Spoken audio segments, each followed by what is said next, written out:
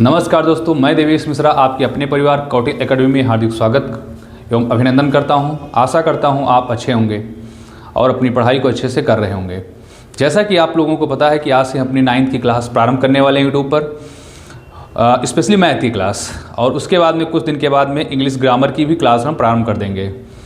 तो आप के अगल बगल या फिर कोई जानने वाला या मित्र जो भी 9th मैथ की क्लास को करना चाहते हैं या इंग्लिश ग्रामर की क्लास को करना चाहते हैं तो उनको आप ये वीडियो शेयर कर देना, जिससे वो मेरे चैनल को सब्सक्राइब कर लें, जिससे जो मैं क्लास यहाँ पर अपलोड करूँ उनको पहुँचे और अपनी क्लास, अपनी पढ़ाई को बेहतर ढंग से सुचारू रूप से आगे बढ़ा सकें।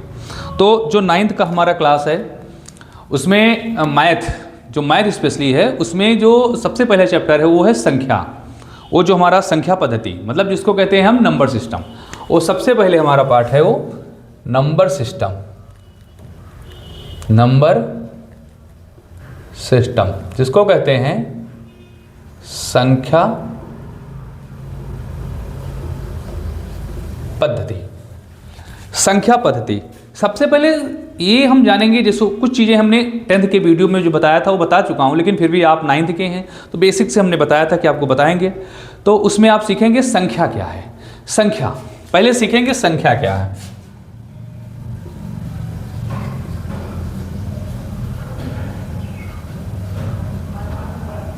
नंबर, संख्या से हम किसी भी चीज का गणना कर सकते हैं या जिसको हम माप सकें, मतलब एक गणनीय मान। संख्या क्या है? एक गणनीय मान, उसको हम क्या कहते हैं? संख्या कहते हैं। एक लाइन की परिभाषा है, संख्या एक गणनीय मान है जिससे हम किसी चीज़ का गणना कर सकते हैं। जैसे किसी सामान को अगर हम तौल में लेना हो या माप में लेना हो, या हम कहीं पर जा रहे हैं दूरी मापने के लिए कि इतने किलोमीटर हमने दौड़ा या इतने किलोग्राम हमने चीनी लिया, तो ये जो 2 किलोग्राम 2 किलोमीटर दौड़ा, 2 लीटर, ये सब माप है, तो यही संख्या होती है। बाकी अपने हम मैथ के कैलकुलेशन में भी संख्या का यूज करते हैं। तो संख्या कितने प्रकार की होती है? संख्या 2 प्रकार की होती है। हमने 10th वाले वीडियो में बताया है, उसको आप देख लेना अगर ज़्यादा जानकारी लेना हो। वैसे नॉर्मली यहाँ बता दे रहा हूँ, संख्या होती है, एक काल्पनिक संख्या होती है, एक वास्तविक संख्या होती है। तो हम जितनी भी संख्याओं को आज तक पढ़ते हैं या जितनी भी संख्याओं को हमने अभी आज तक पढ़ा है, वो सारी संख्याएं क्या होती हैं? वास्तविक संख्या होती है। क्या होती है? वास्तविक। जैसे √2, 3, 4/5, 3.25, ये सभी क्या है? वास्तविक संख्या। ये है वास्तविक संख्या, वास्तविक संख्या है। और एक होती है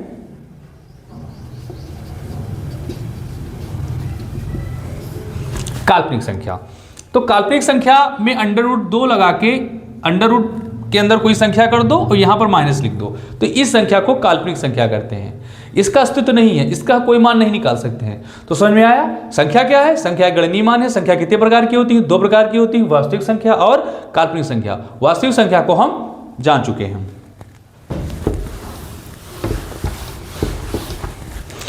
अब जो हम पढ़ेंगे वो होगी वास्तविक संख्या। वास्तविक संख्या जितनी संख्या है, चाहे वो प्रमेय है, अप्रमेय है, पूर्ण संख्या है, प्राकृत संख्या है, सारी, या फिर सम संख्या, विषम संख्या, सब कुछ क्या होती है? सब कुछ जितनी ये संख्याएं होती हैं, सारी संख्याएं क्या होती हैं? वास्तविक संख्याएं होती हैं। वास्तविक संख्याएं 2 प्रकार की होती हैं।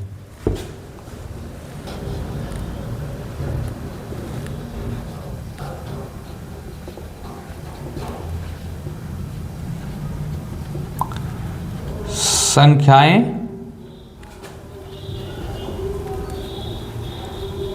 2 प्रकार की होती हैं। नंबर 1,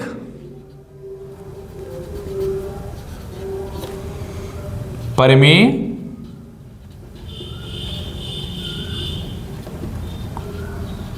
प्रमेय संख्या।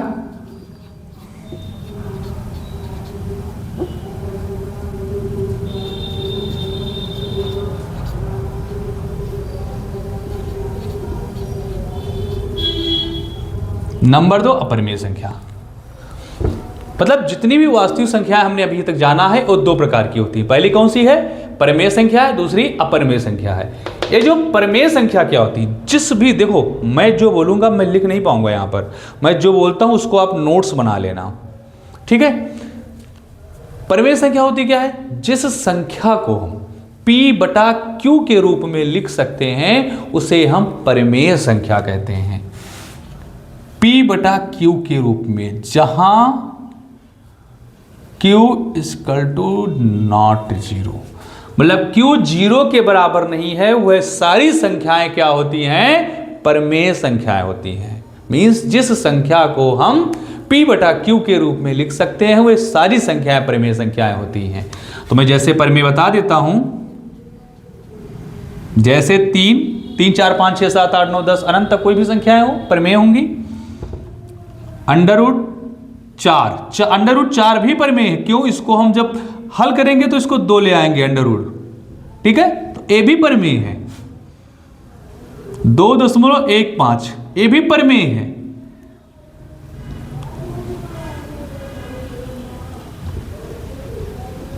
जैसे ये 3 बार बार आती, इसको हम ऐसे भी लिख सकते हैं 6.3 बार। ए भी परिमेय है, 3 भी परिमेय है, अंडर रूट 4 भी परिमेय है, ये भी परिमेय है, ये भी परिमेय है, और 3/4 भी परिमेय है।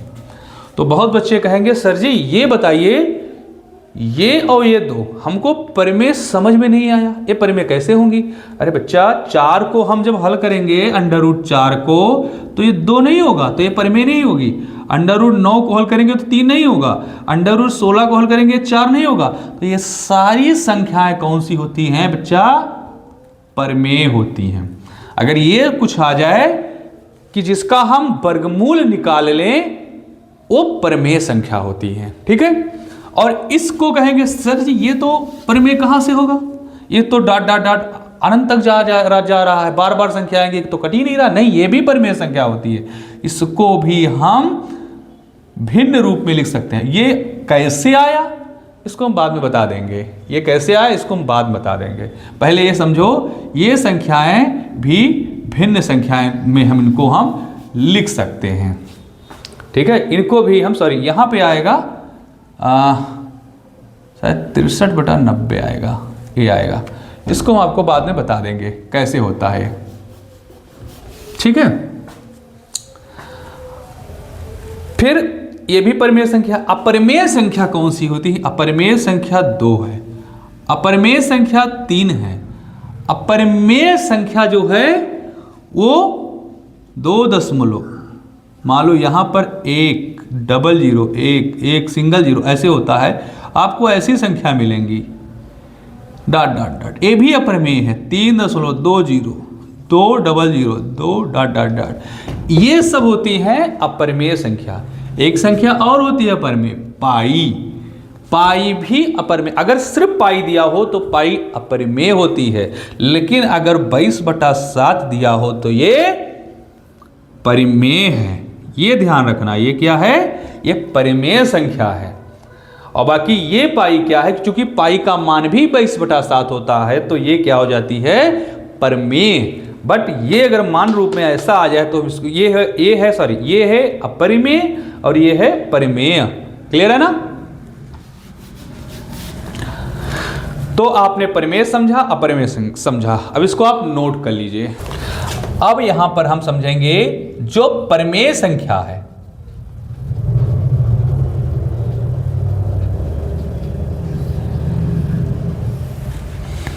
जो परिमेय संख्या उसको कितने रूपों में हम लिख सकते हैं?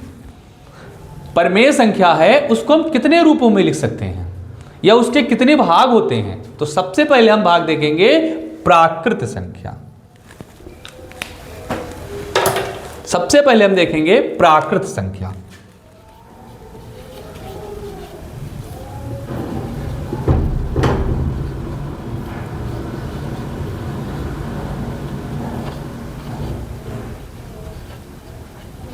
Natural number.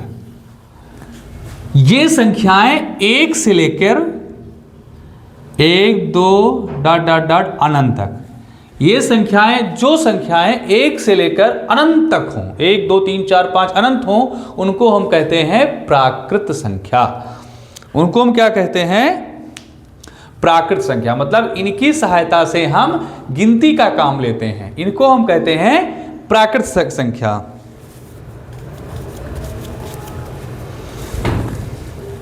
ठीक है, मतलब इन संख्याओं का हम गिनती में काम लेते हैं, और ये हमेशा एक चीज ध्यान है, ये हमेशा धन पूर्णांक ही होंगी। कैसे होंगी? धन पूर्णांक।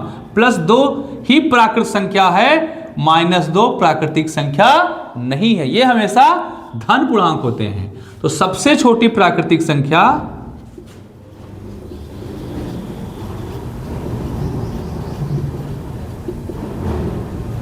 क्या? 1 है। क्या है? 1 है। और सबसे बड़ी अनंत है। फिर दोबारा हम देखेंगे पूर्ण संख्या। इसकी इंग्लिश है होल नंबर। तो ये संख्याएं कौन सी होती हैं? जैसे 0, 1, 2 डॉट डॉट डॉट अनंत। तो जो संख्याएं 0 से शुरू होती हैं उनको हम क्या कहते हैं? पूर्ण संख्या कहते हैं। सबसे छोटी पूर्ण संख्या कौन सी होती है?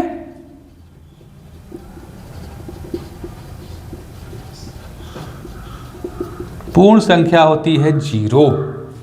तो आपने समझ में आया?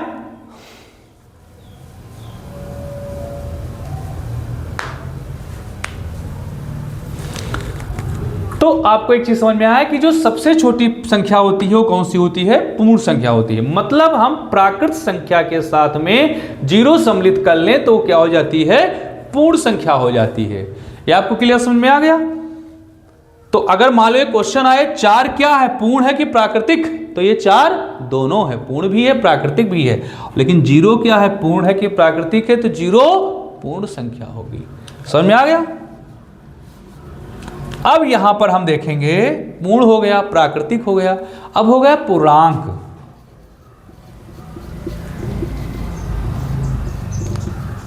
इंटीजर्स।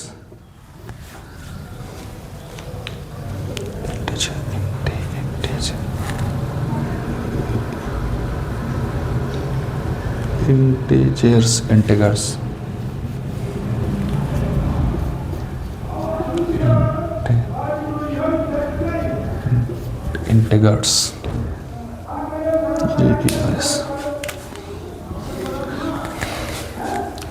ये पूर्णांक इंटीजर्स, ये कौन सी संख्या होती हैं?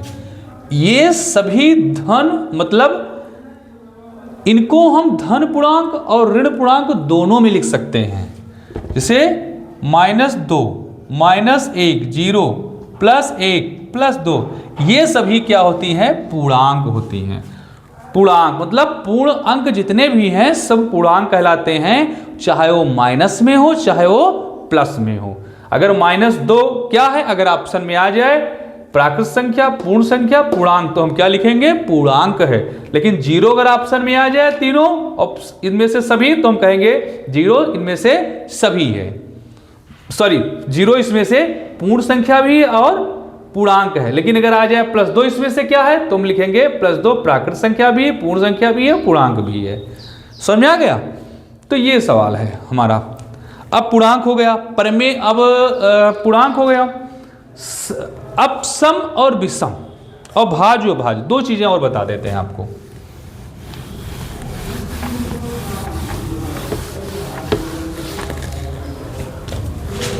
नेक्स्ट है सम संख्या।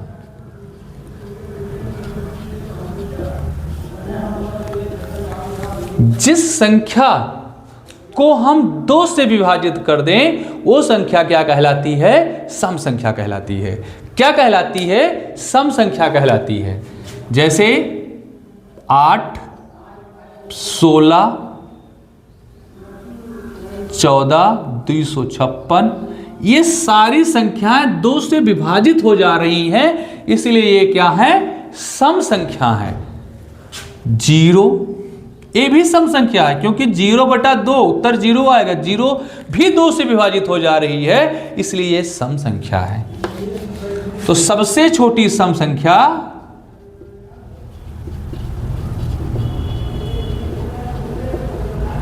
जीरो हो।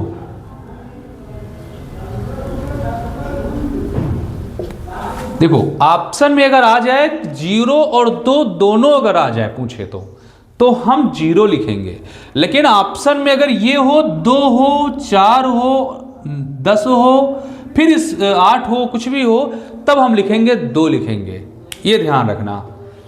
मतलब या फिर 0 और 2 दोनों अगर मतलब अगर मान लो 0 हो तो हम 0 ही लिखते हैं, ये विवादित है। कहीं कहीं जब हम कंपटीशन देते थे तो कहीं कहीं सबसे छोटी संख्या 2 माना गया, कहीं कहीं 0 माना गया, तो इसलिए आप इसको दोनों ध्यान रखिएगा कि 0 भी है, क्योंकि 0 2 से कर सकते हैं। मेरा मानना है कि सबसे छोटी सम संख्या 0 होती है, क्योंकि 0 2 से विभाजित हो जाती है। अब विषम संख्या,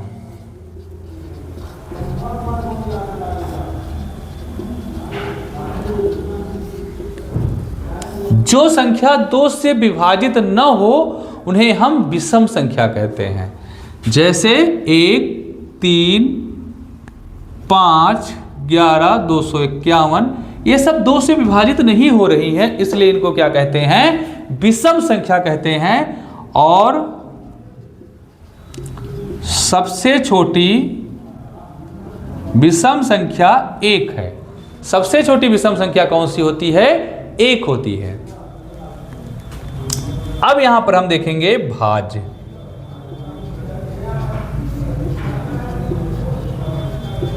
भाज्य संख्या,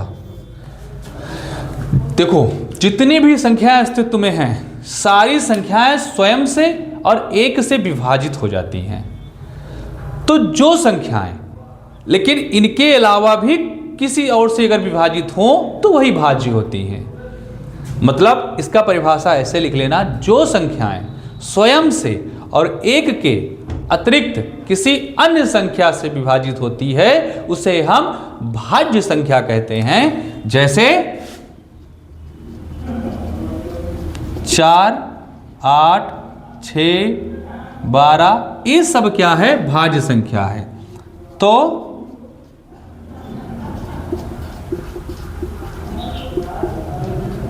सबसे छोटी भाज्य संख्या 4 है।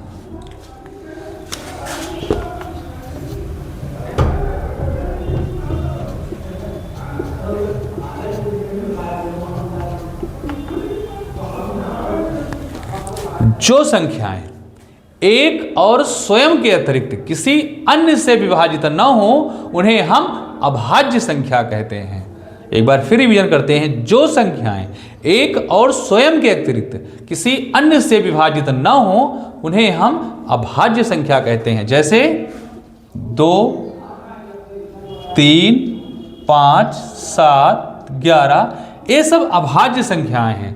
तो सबसे छोटी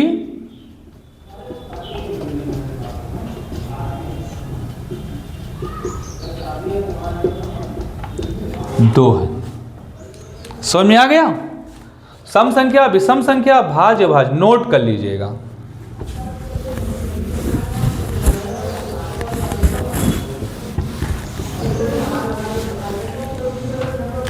एक नोट यहां पर लिखना, एक संख्या 1 न तो भाज्य है ना ही अभाज्य। ठीक है, इसको एक ना तो भाज्य है ना ही अभाज्य, मतलब सबसे छोटी भाज्य 2 होती है, 4 होती, सॉरी, सबसे छोटी भाज्य संख्या 4 होती है और सबसे छोटी अभाज्य संख्या 2 होती है। क्लियर है ना?